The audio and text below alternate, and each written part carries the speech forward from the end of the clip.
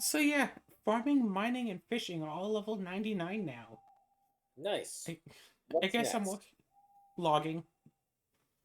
Ah, Logging grows very slowly. So hello y'all and welcome back to some more Rune Factory 2 Watering Can Only. I have got some stories and stuff. oh It's no. just, Stories. oh no, We're all stuff! doomed. So you might recall a few episodes ago, I was talking about a thing that I had seen online about using a printer to print out, say, like, tokens or, like, you know, copies of cards that maybe you've taken control of from other people and just printing them out so you have, like, a visual representation of what you are using from the other players. And I decided to order one. Unfortunately, so, Simon, why are you trying to crawl into everything? Silly kitty. So unfortunately, the printer that I had ordered turns out it's too small to actually print out like to the size of a magic card. I was doing some testing with it yesterday because I got the thing yesterday.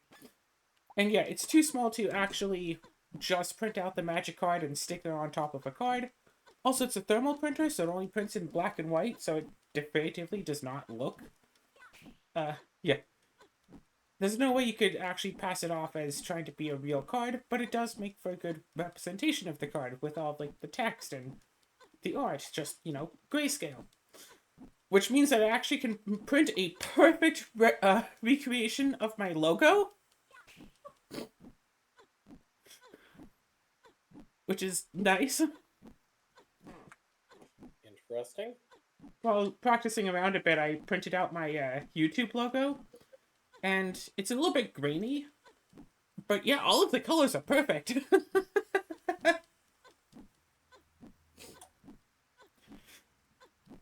But your YouTube logo is in grayscale. Yes, that's the joke. Because the printer only prints in grayscale. Ah, Grayscale is neat. But so what I found out is you can take like an image of a card and print like half of the card twice, cut out on the sticker thing a little bit, and then stick both halves onto like another magic card, and it becomes like roughly like the proper size to actually be like a representation of an actual card. So it's not quite as easy as just printing and sticking. Uh, but it takes a few minutes to do to get one card, which is definitely a lot easier than it's a lot faster than like ordering cards. But oh my gosh, trying to do that for like an entire commander deck would probably take like all day. But it's also, since you're just putting stickers onto a card and the sticker covers the full face of the card evenly, more or less, you don't have to worry about card thickness. And that's a big thing that I have as issues for like proxies, is often either A, there's no real telling if the card is actually, what the card is sometimes. Because they'll just like sharp you on a basic land. So you see a forest and they say, oh no, it's a smothering tithe. You see, I drew on it. I once saw someone they had drawn on a land with a pencil. So from across the table, I couldn't even see that they had like drawn any, that they had done anything to it. It's like, oh no, this forest is a Gaia's cradle. It's like, uh huh.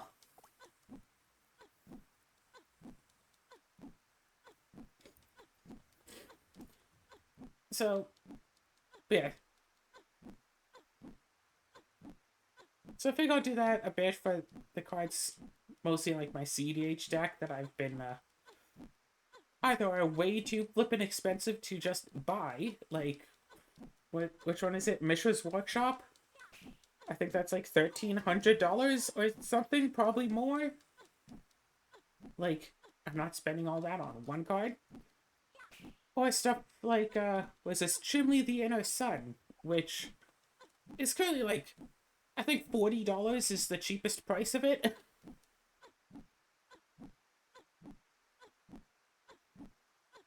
And it's like, well, I don't want that to drop a little bit before I go and buy it. And I don't even know if it's like a good card in my deck yet, because I almost never actually get the card in my hand to be able to play it. So that's a bit awkward in there. Yeah, the printer is fun. It's nice. I have like regular old like paper type paper, and I have like sticker paper. Like, I wish I'd known like the sizing of the stuff a bit better, so I could have gotten one that was a little bit bigger and just print out a card, cut it out, put it on a card, and then just, you know, do with that. So it's unfortunate that that's not the case, but yeah, I mean, what are you gonna do, right?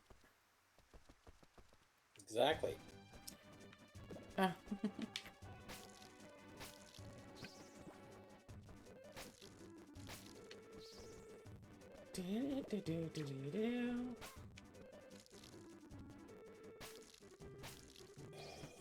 What is going on with this puzzle?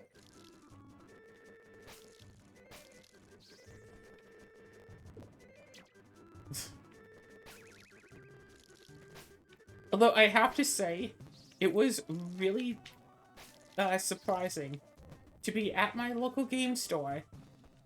Not only hear someone saying, hey, let's play Party Box. Because yes, I went to my game store yesterday on Sunday. and someone decided to sit down and start playing some Party Box. But then, as I tried to more or less invite myself into playing, the guy says, hey, didn't you DM for me at one point? And me with my bad memory is like, I don't think I've ever seen you in my life. But probably.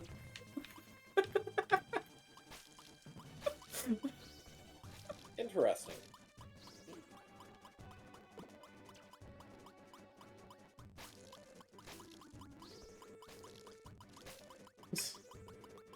Turns out that, yes, I had.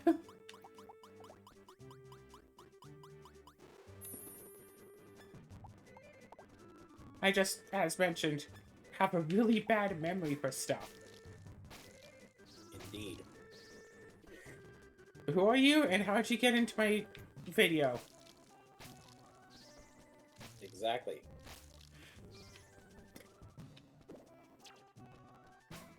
Yeah. I just know I'm going to get, like, if I grow old, if I get old enough, I'm eventually going to get Alzheimer's. It's not so much a question of if, it's a question of... well, it's a question of if I'm actually going to live that long, frankly. Everyone keeps telling me that with my... yeah, playing too many video games, blah blah blah, you're going to die young, and it's like... eh. What's the alternative? Do sports? Ugh. You doing sports?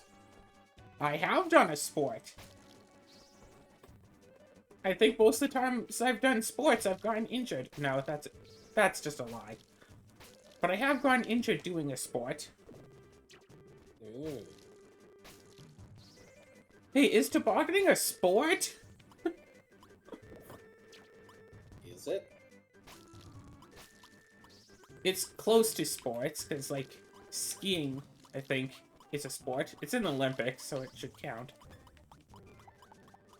I got hurt playing football at school once.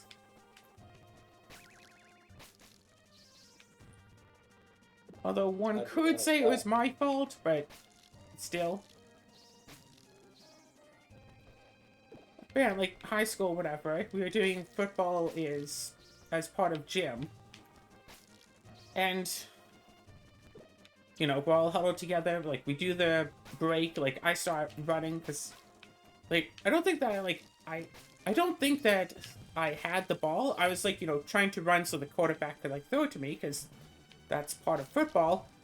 So I turn and start running, and it felt like I'd run it straight into a brick wall. There's a guy there who is basically just muscle. Like, I turned, ran into him, I fall down, and he's just standing there. Like, yeah, I literally crawled off to the side of the arena, and I just, like, could not anymore. Like, nope. I need to, you know, I need to recuperate for a while after that. Or there's the time that I got injured playing. It was a variant of hockey, not street hockey, because we were playing on an actual rink. It was like broom hockey or something. We didn't have like hockey sticks. We had these weird other types of sticks with like a big plastic nub on the end. I think it was like broom hockey or something. And I think I've told this story before, actually.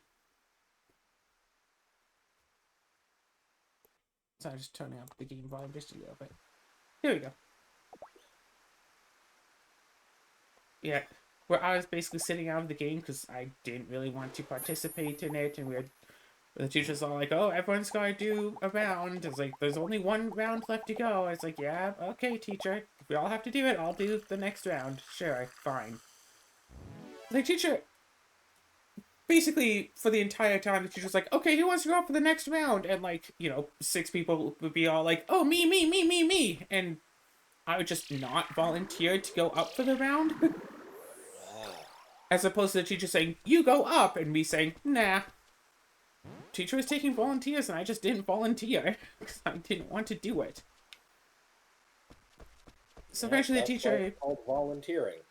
Yeah. So eventually the teacher tells me that I have to participate in the next round. So I'm like, okay, sure. Whatever, it's part of class. You know, effort is 70% of the grade. Teacher hadn't told me specifically to go up to this point. So, sure, I'll go up the next round. This round is starting to end, so... there are, like, about 5 of us. Try to explain it for anyone who hasn't seen a hockey arena before. But there's, like, the little box right next to the rink where, like, the players sit when they're not playing. And so we were sitting, like, on the edge of the rink. There was a little railing about, I don't know, at least 6 inches wide that we were sitting on. Like, you know, you could sit on there and just watch the game a little bit closer. Others are doing it, I did it, whatever, it was nice. You got to really almost feel like you're a part of the action, whatever. I was just doing it to try to fit in because, hey, they were doing it. It didn't seem like too dangerous and stuff. So I go to try to get off of this thing. I slip as I'm falling, and you know how I said that this is the area where the players to wait? Well, they're not expected to just stand around while they're waiting. They can sit down on the bench. The hard plastic bench that my spine fell into. Oh. So I fall down, and I thud twice. I hit, like, my spine, like, hits the side of this bench at, like, an angle. Very loud thud. And then it hits it again. And there's another thud as my body hits, you know, the ground. And I'm just, like, lying there, like, in pain, because I just, you know, hit my spine twice. And the teacher's like, okay, the round's over. You, like, get out there now. And I'm just like, because, like, trying to get up, like, no. It's like my body's just telling me, no. Just lie here for a bit. And then, even some of the students are like, no, I don't think they can get up. And teacher's like, I don't care, blah, blah, blah. They're faking, you know. Teacher didn't see me fall, but had to have, I would imagine, have heard me fall. And, like, some of the other students like, no, I don't think that's a good idea. Teacher didn't care. Teacher sent me out there anyway. So I walk out. Fortunately, I didn't have to wear skates, because I would have fallen a lot more. because I don't know how to skate properly. I've only gone like once in my entire life. So I go out there, walking on the ice with this little plastic nubby thing, and I'm just kind of standing there. I was basically like being like secondary goalie. I was standing there kind of in front of the net, in front of it a little bit to the side so the actual goalie could see what was going on. And I just stood there for the whole round, like shaking, hands braced on this stick, because if this slips, I am falling again. Jesus.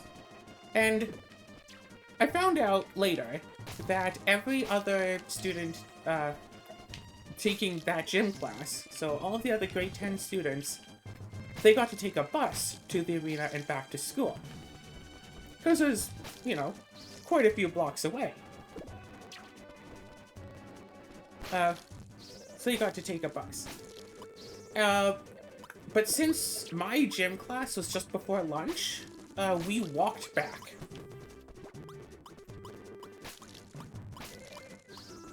And if you recall, I just injured my spine. Oh, jeez. And then I had to walk across town back to the school, trying to think about like the actual distance. It was mostly downtown. A few months later, I like moved into a place actually in the town, and I was, I believe, like just a few blocks away from the arena in the opposite direction of where the school was. So I had to pass the arena to get to school. And it took me, I think, 15 minutes to bike to school. But it was mostly downhill on the way there. So I'd imagine it would have taken less than 10 minutes if I had biked to school, like, for the distance. But this was walking. I could actually probably look it up on Google Maps right now. My phone is almost dead. Actually, I'm going to, just for the sake of embellishment on the story, because I want to hazard a guess and say it was like a mile.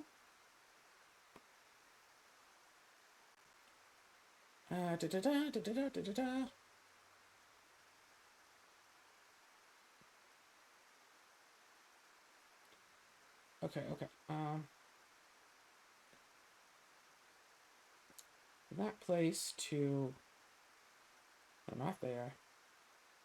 Wait. Okay.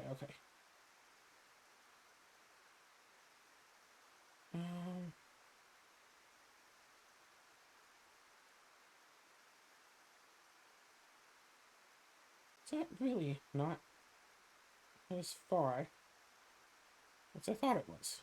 Wait. Shoot. This would be better if I could get the places to stay visible on the map. Okay, right there, right by that intersection to... right in that little bit. I want to say roughly 1 kilometer. So, not a mile. Almost a kilometer that I had to walk after getting injured. Teacher didn't like that I didn't really participate. I didn't like that I got injured and was still expected to participate. Nobody liked anything that was going on. If I had actually lived in the place where I had moved into a few months later, like if we had already moved at the time of that injury, I'd have literally like just gone home. Because it's like, I'm not going back to school with this injury. Like, I got hurt. I'm not going to, keep at it. Yeah. Remember one time, I don't know exactly what it was, but I'd injured my ankle. I don't know if it was a sprain, a twist, a rotate. There's a lot of ways to injure an ankle, apparently. I'd done one of them. I hurt my ankle. And so, yeah.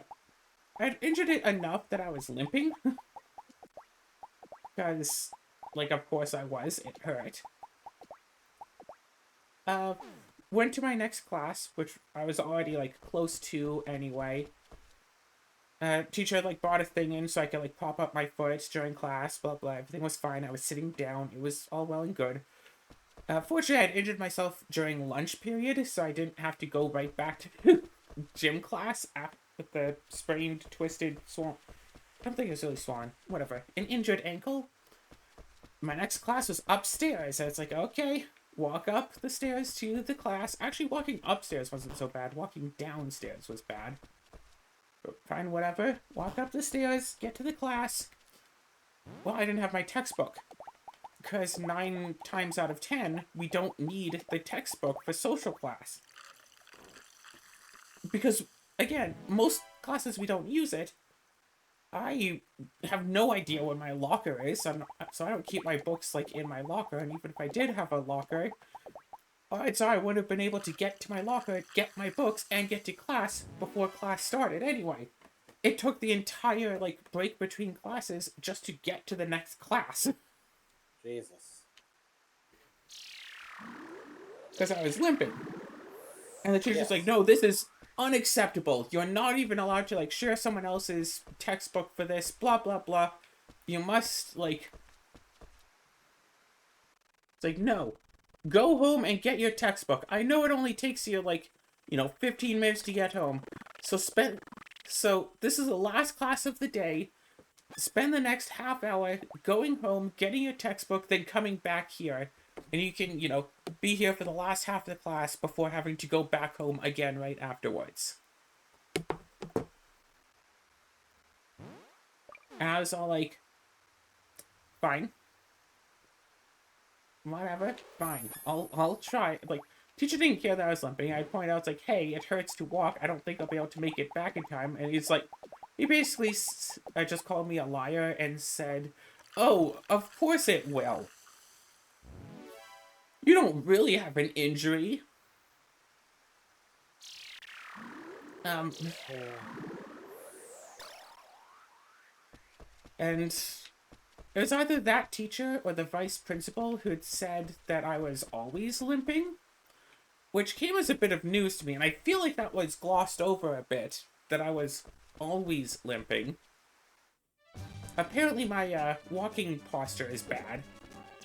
Maybe I should have seen a specialist about that. Seen if there had been any long-term damage or something, but no one cares. No one cares. I'm always limping. That's normal. So, of course, I biked to school. So I tried to get on my bike to bike back. Like, hey, it hurts to walk. Maybe, since I don't have to put as much effort into my foot as I do, biking as opposed to walking, maybe it won't hurt as bad to bike? Is that a logical thought to have? Or is I being an actual idiot to think that? I don't think I would call you an idiot. I would call you maybe a little hopeful. Yeah. Because, I mean, like, if you're walking, you have, like, your whole, body weight on your foot for a bit while you're walking. If you're biking, it's just, push down on the pedal, and you can almost do all of the pedaling with one foot. Almost. Not quite. Yeah. So it's like, okay, I can mostly use my right foot and only use my left, like, a little bit. It should be better. It was 10 times worse. I tried to do, like, one pedal, and I practically fall off my bike in pain. It's like, I gotta walk. And, like a kilometer uphill with an injured foot, using my bike as a brace to try to actually walk.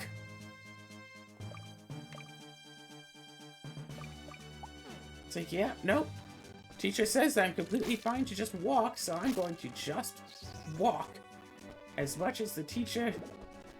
By the time I got home, school was already over. Yeah. It normally might take me about 15 minutes to bike. It took me like an hour to walk back.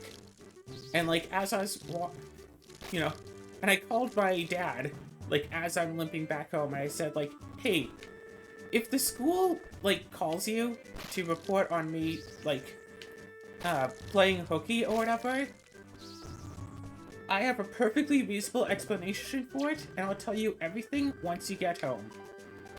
Just understand that the school might call you to tell you that I was playing hooky. And he said, okay. You know, I got some ice for my ankle, basically sat in bed, you know, did games or TV, you know, whatever, doing stuff. Dad comes home, he's like, alright, it's like, what's up? Told him that I had hurt my ankle, blah, blah, blah, what had happened. He said, oh gosh, I hope you're okay. Like, it felt nice that my dad was actually concerned about my well-being, instead of just, you know, siding with the school. Yeah. Because I really didn't expect him to. Because, like, my dad went to college to learn how to coach football. Like, he has a degree in, like, football. Whatever, like, football studies, coaching degree. Yeah. Like, that was... So you'd think, oh, just play through the pain is a thing that he would used to say to me. It's like, oh, you're hurt? Oh, that's not hurt. You're not really hurt, whatever. Or it's like, or the classic, oh, I'll give you something to cry about. It's like, Dad, I'm 5 years old. I just skinned my knee. It hurts. Let me cry. Oh, I'll give you something to cry about. Or, what seemed to be his favorite line, suck it up, princess. It's like,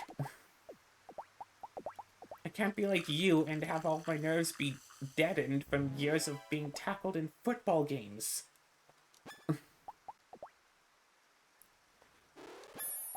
My parents always tried to get me into sports. I never really took to them well. There's so many aspects of being outside I don't vibe with. And I think at least a few of them are autism things. I don't know what it is, but the summer heat was always like... The summer heat is always just bad. Bad, bad, bad, bad, bad. And I don't know how to actually describe it, because some people, they go out in the summer, it's like, oh my gosh, this is awesome, I want to just stand here all day. I go out in the summer, and it's like, one, it's way too hot, which is bad in of itself, but like the kind of heat is also really bad. Like, if it was hot in a different way, it would be good. I think it's some, like, a dry heat versus, like, a wet heat or something. It was one, and I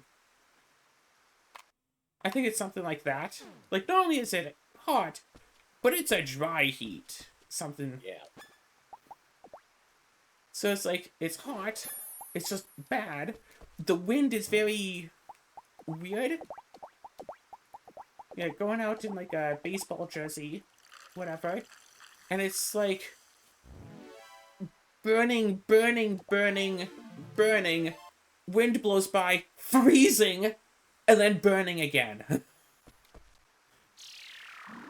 And it's like, how does this happen?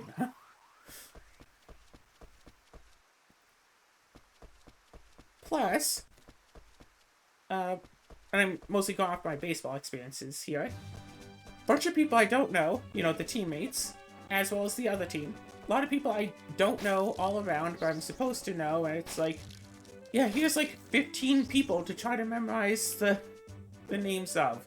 I don't remember a single one of my teammates.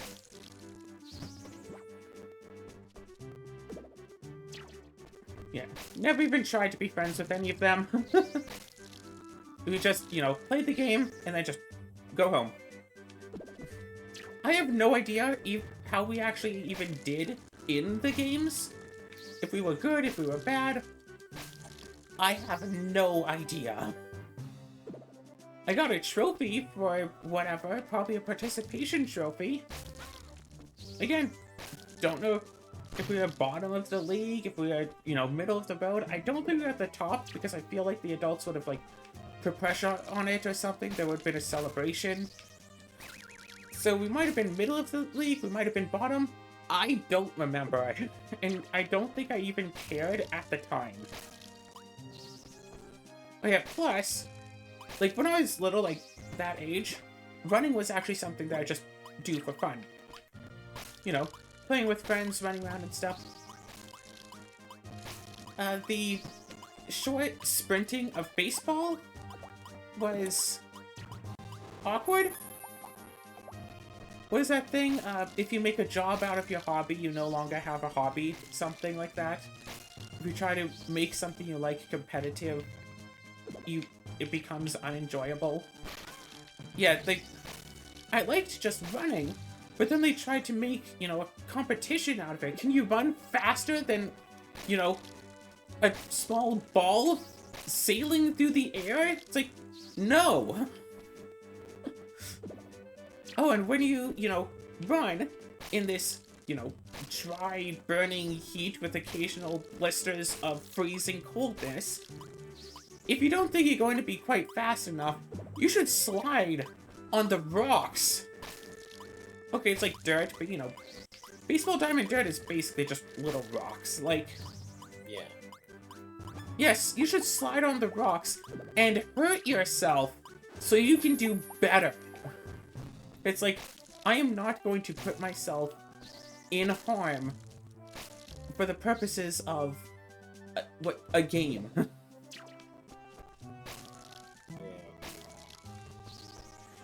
And it's like, I think, yeah, that's a big difference between sports and, like, other styles of, like, play, right? Like,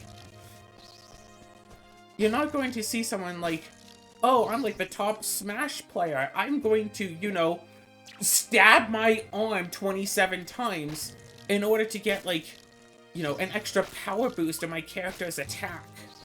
Or something. It's like, occasionally you hear about someone who plays, like, you know, online games so much that, like, they pass out, or maybe sometimes someone will die because, you know, they haven't slept in 4 days. But you don't hear about someone's, like, oh, you know, a character in, what's that game? League of Legends. Their League of Legends character, you know, got tackled wrong, and now the player is paralyzed for the rest of their life while they were playing this competitive game. Like, the only real injuries that you hear are either minor accidental/incidental injuries. Oh no, I dropped a controller on my toe and it was really weird and it fell weird and I broke my toe, you know. Or the person has been playing so long that their body says, no, do something good.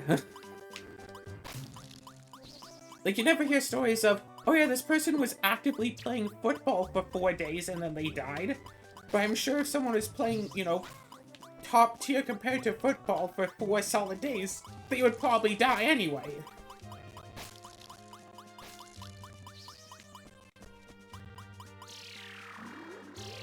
That's, like, not a thing that happens, because, of course, they wouldn't allow it to get that far. So it's like, yeah, I'd rather have my form of entertainment not be one that is known for causing permanent life-altering injury, or at the very least, one that is not known for causing injuries. Like, how many times do you hear, Arthur wrote a sentence wrong, dies? Someone just writing a book, and then they just... It's like, oh, now they have brain damage. Like... Or someone, person plays D&D and, disobeys some, like, whatever rule of the game, can no longer play D&D again. must now live just to be a spectator, like an announcer. It's like, Yeah. so it's like, yeah, and which is really funny. Actually, bring back to the magic stuff from yesterday.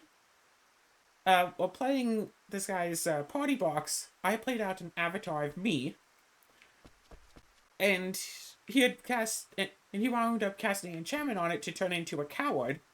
And now that I'm saying all this, I'm like, yeah, I am a coward. Like, gosh. Like, no, that is a fair description. I am a coward.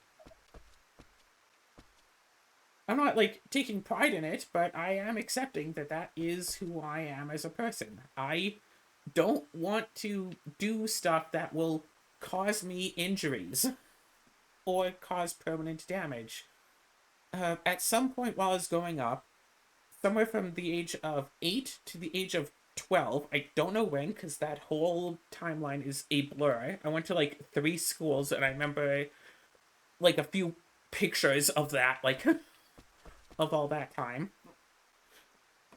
But somewhere along those years, I started to get a thing where whenever I'd run, I would get a stabbing pain in my side.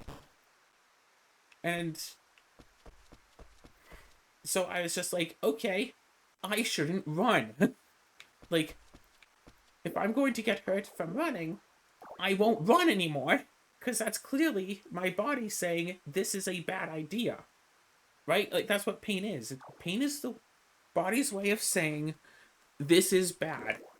Don't do this. Yeah, it turns out I had a gallstone.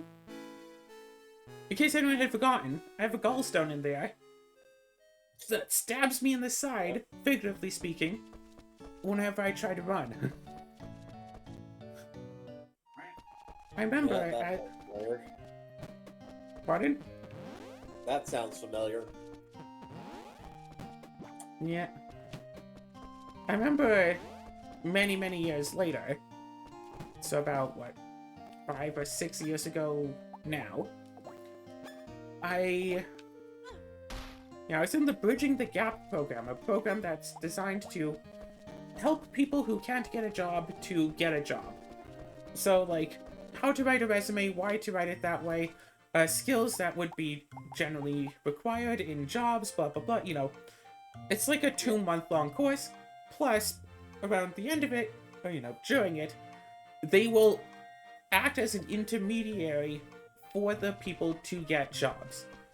So, like, you know, person hires someone from Bridging the Gap program, and they say it's like, oh, so-and-so person, like, you know, never does, like, X thing right. Instead of just, oh, you don't do this thing right, I fire you, they go to the Bridging the Gap, and they say, this person, you know, they don't clean the walk-in freezer properly, or something. Bridging the Gap then goes to the person, and it's like, oh, you do A, B, and C, they want you to do B, C, then A. Kind of thing, you know, a go-between.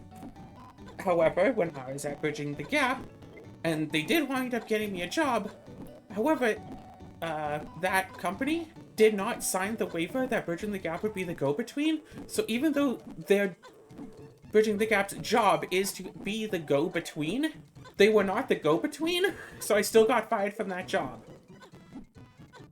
Oh. It was, I'll say it outright, it was a fine, like, whatever job. It only got really bad at the end when they had me, it's like, I was a cashier, and I worked, like, the lottery machine.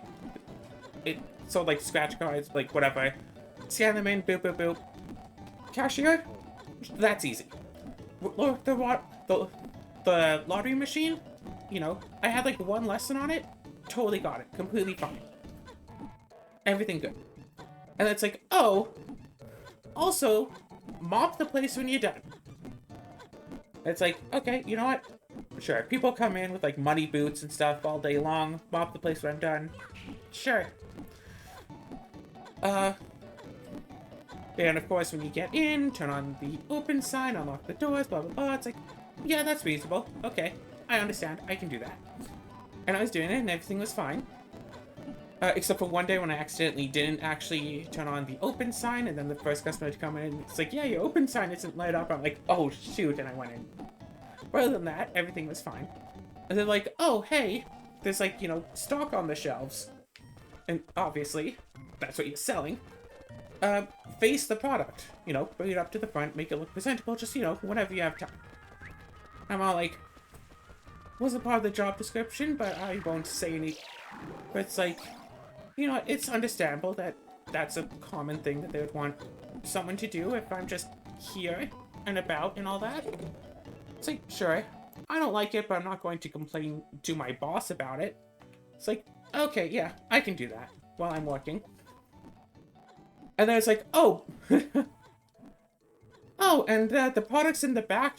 Take the product from the back to like stock the shelves with. I'm like, I've seen the back room.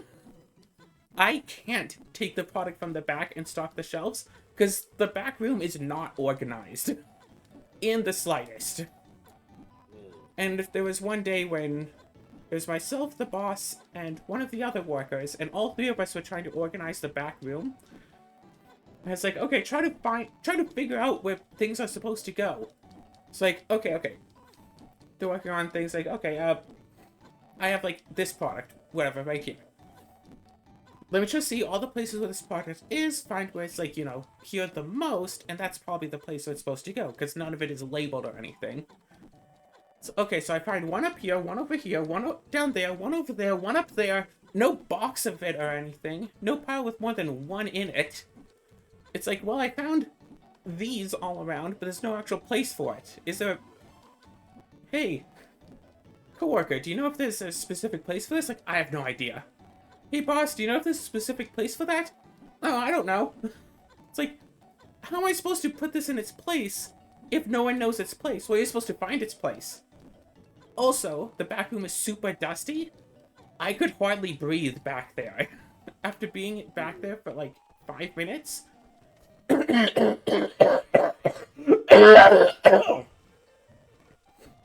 You get the picture. Yeah. For the record, that wasn't planned. I just had a coughing fit out of nowhere.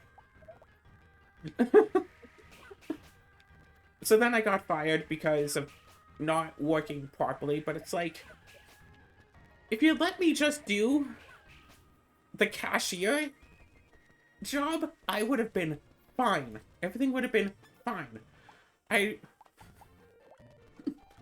like, if you just let me do that one job, everything would be fine. It's your fault for giving me so many other extra jobs, so many other points of potential failure, that you were effectively wanting me to screw up. And also, bridging the gap can't apparently be the go-between, even though they had said that they could be the go-between. They had promised us that they would be the go-between. Oh, but no, they didn't sign that contract that said that we'd be the go-between. But we still gave them, like, your resume and let them hire you anyway, while you thought that we would be the go-between, even though we aren't. Yes. Fortunately,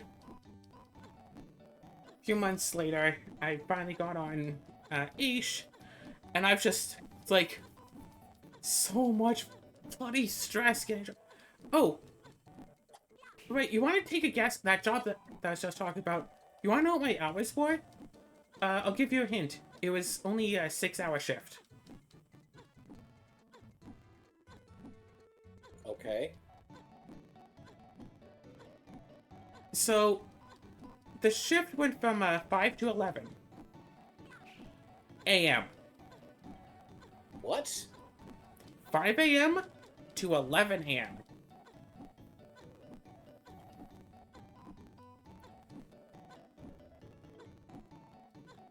And it was, if I recall properly, which I might not, I think it was like an hour drive away.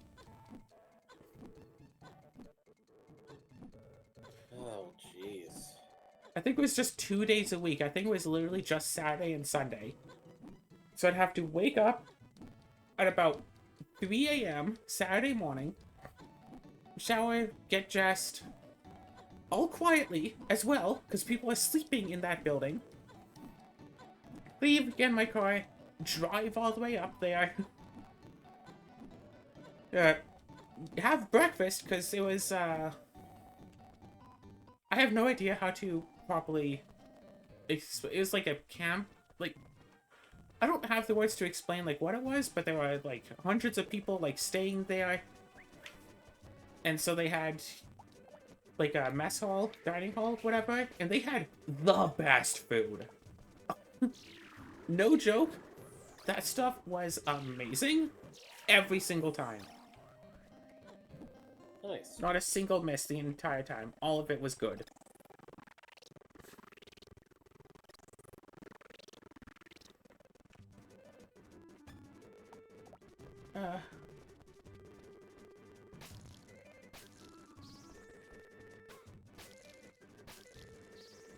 Oh, sorry, I should go to that other island and at least water everything and stop by the school and make a few potions and stop by the doctor's office and get stuff for making more potions because I seem to be going through so many of them.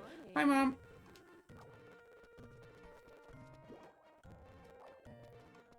The hospital isn't open yet.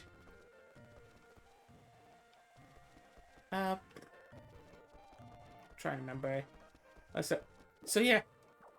And then, of course, after my shift ended at about 11 a.m., I could go into the mess hall to get some free lunch.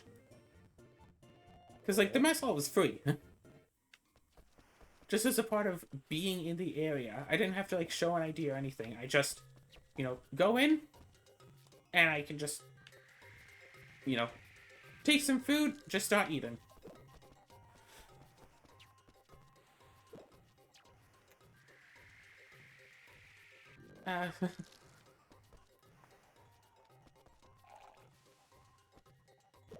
But yeah.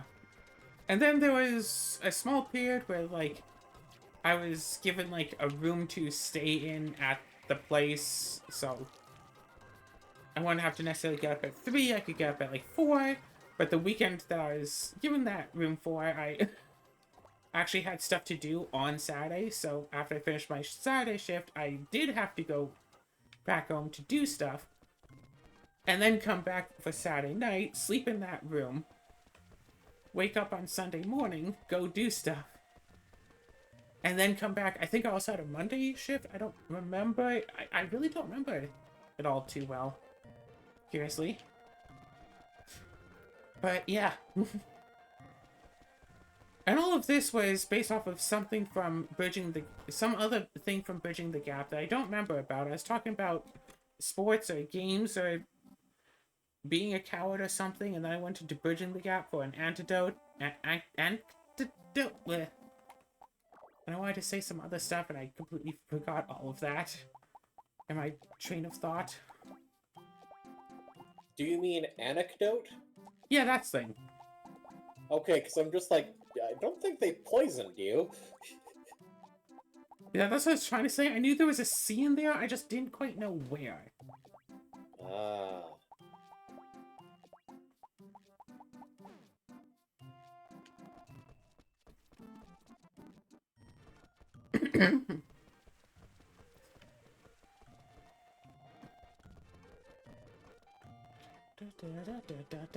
Oh, that's right. Part of the Bridging the Gap thing was, like, once a week we'd go to the gym. Because being part of the Bridging the Gap, we got, like, a free, like, YMCA membership. So we'd go to... Yeah, so basically half of the class was like, hey, you go to the YMCA, just do whatever as long as you're exercising, and then you can leave for lunch, and then after lunch at, like, such and such time, I want you back at the class. And it's like, alright, sure, cool, yeah. You know, exercising a bit, it's healthy, it's okay, it's alright, it's fine. I have a bad history with it, but you know what, I'll try. Okay. most of the time I just did the exercise bike. It just exercise bike stuff. It was nice. It was fun. One day I decided, you know what? I should actually try doing something else. There's like a running track. There are treadmills, but every single treadmill is always filled because some other people just want to run on the treadmill for the 2 or 3 hours that we have there. It's like, you know what? There's a running track here. I'll just run on the running track. And I want to just run as fast as I can. I haven't tried running very much for years now. Can I actually, keep pace with some of the other people? Go as fast as I can. I did make it 1 lap around the track.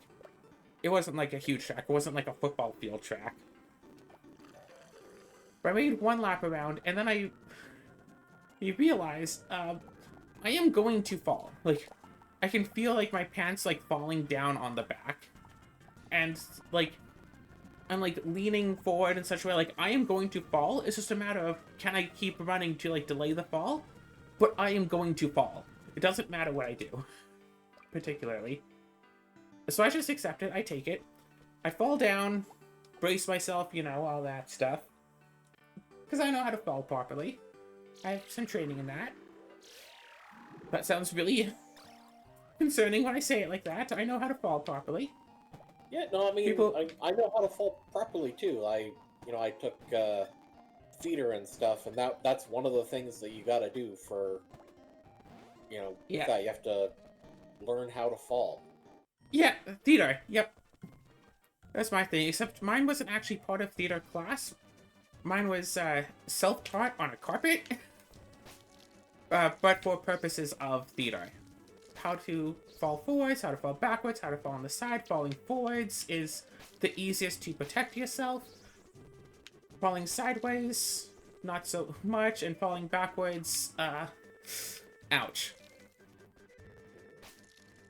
So yeah, I let myself fall, brace myself, whatever. Some people are concerned, I get up, and I just kind of sit out for a little bit, trying to catch my breath. And that's the thing. After running as hard as I could for, I don't know, 20 seconds? Like, I wasn't running that long. Maybe 20 seconds, less than a minute. How long did it, See, it was one thing to try to catch my breath again. However, every time I tried to breathe, it hurt. There's a feeling in either my lungs or my throat, and it hurt to breathe. How long do you suppose that lasted for? Until I could finally breathe without pain. The rest of the day? No. Rest of the day, no. 3 days. Jesus. It hurt to breathe for 3 days.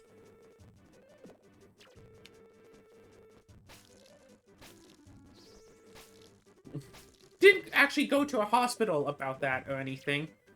No one suggested I should go to a hospital when I said, 2 days later. It still hurts to breathe. 3 days later, the pain, like the pain had been going down and stuff. It's like, didn't go to a hospital, didn't see a doctor about it. It's like, no, just, just stop caring about it, it'll go away.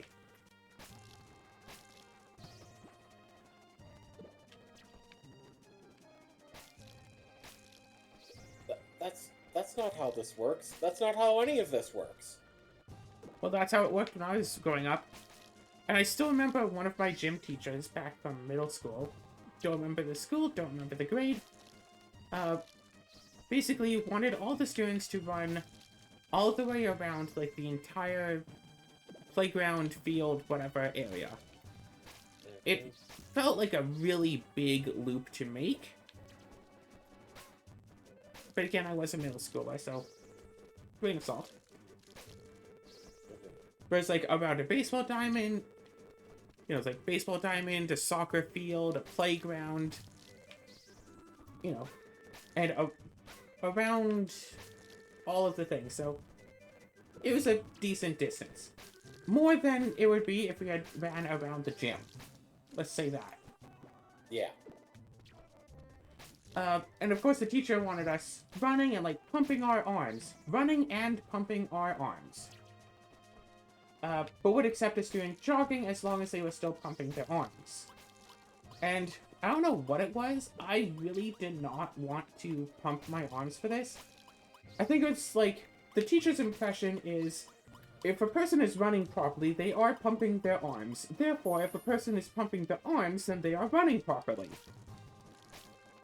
Like, I don't know why the teacher really wanted us to pump our arms. For me, that was just an extra workout. Like, those of you at home, or wherever you are watching this, try pumping your arms as if you're running. Just do it for like 20 seconds or so. And let me know how that feels for you. That's basically a workout right there. So it's like, no, I'm not going to do that because I'm not going to run because running hurts. Of course, I was a kid, so nobody understood that when I said running hurts, that actually meant it feels like someone is stabbing me. They thought, I'm being lazy and I don't want to run. When I was actually saying, it hurts to run. To go back around to the adults never listen to children line. Yep. At some point, you know, I got like a jog. I was the slowest in the class at that, but like, of course I was. You know, trying to pump the arms and stuff. It's like, oh, you have to pump them faster, blah, blah, blah. And it's like, I don't remember who that teacher was. I don't remember what school that was I went to. I just have vague memories of that particular thing. Like, I don't have any memories of, you know, playing on that playground or even what the playground looked like. I don't even know if there was a playground there at all. I just remember the teacher wanting us to run around it. And the only thing that he would accept is, yes, sir, yes, sir, yes, sir. Ah, he was one of those teachers. Like, every teacher I've had was one of those teachers. Except for, like, my grade 1/grade 2 teacher. She was nice. We actually had the same birthday. Neat. Oh, yeah, very much so.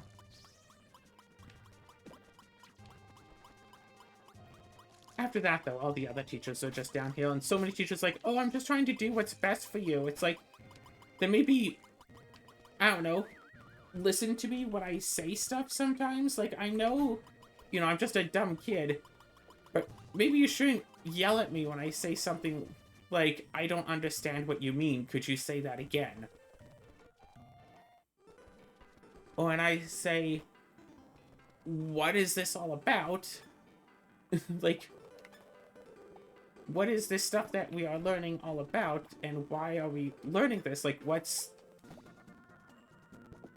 you know, what's the end goal of learning about Christopher Columbus sailing to the New World in whatever year? I actually only remember Christopher Columbus sailed to the New World in 1492, not because of class, but because of a piano book that I had at one point when I was learning piano, because my parents wanted me to learn piano, because we had a piano. And one of, like, the introductory, like, practice songs had, like, the lyrics, sailed to the New World in 1492, Christopher Columbus. Don't remember how to play the bit, but I remember those lyrics, and I remember them specifically from that one song form instead of actually from class.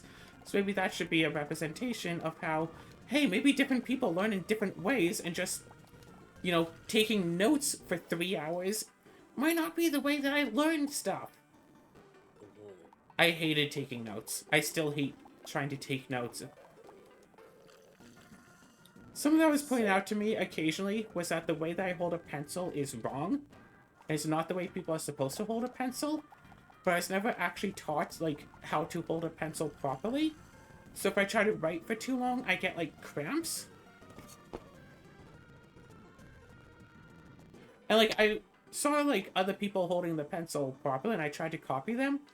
And it's like the pencil practically fell out of my hand. Like, how are you supposed to write like this? Oh, well, you're just supposed to. Gee, thanks for being so darn helpful to me and answering my questions, comments, and concerns in a succinct and timely manner. Now would you kindly cease and desist with your incessant, like,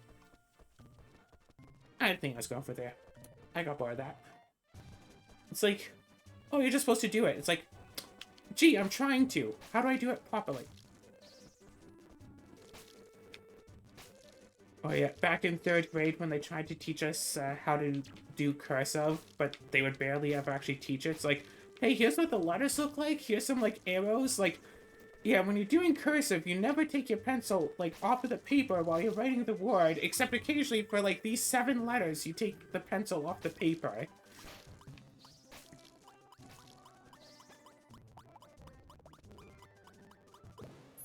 It's like, oh yeah, when you're in college, you're going to be using cursive all the time because that's what it's faster than using. What's the normal way of writing? Chicken scratch? That's how I've always heard it. It's using cursive is faster than chicken scratch, and once you understand cursive and know how the letters are formed better than you know the letters for chicken scratch, it'll be easier for you to read too. It's like, hey, why don't they teach us cursive? How to write cursive back in, like, you know, kindergarten when they were teaching us how to write. You know, actually not kindergarten, grade 1. Yeah, remember back in, like, grade 1 where the students didn't even know how to do a B properly? Why didn't they teach us the cursive B instead? Might have been a little bit more difficult, but then we wouldn't have had, what, 2.5 years of, you know, writing with chicken scratch out of our 7 or 8 year life when you try to shove cursive down our throats.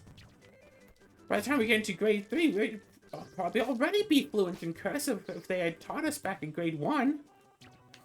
Sure, teach us how to read regular type, because in 99.9999% of all writing is in proper font.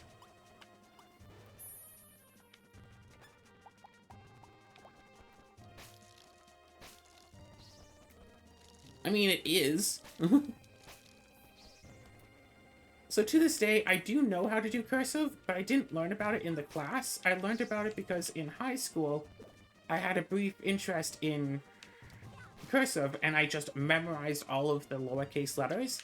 I don't know all of the uppercase letters, but I memorized all of the lowercase letters, at least. So I know how to write in cursive. Another thing with cursive, memorizing letters. So, I mean, in regular script, there's, you know, 26 letters, and then most of them are different in, you know, big form. Some of them are the same, like O and W. Some of them are very close, like U. And some are very different, like A.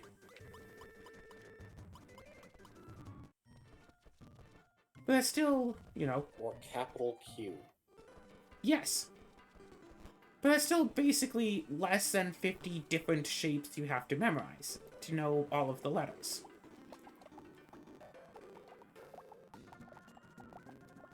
Sure. And you see them, like, every day, so that really gets ingrained as you see it over and over again. If some, like, 6-year-old is all like, shoot, I forgot how a capital Q looks. I mean, if they're in class, there's, like, the alphabet thing up on the wall that shows all of the letters, so they can look up and see, that's how a capital Q looks, and write it down. And, you know, do it that way. For the cursive, though, there was no cursive, like, these are how the letters looks things.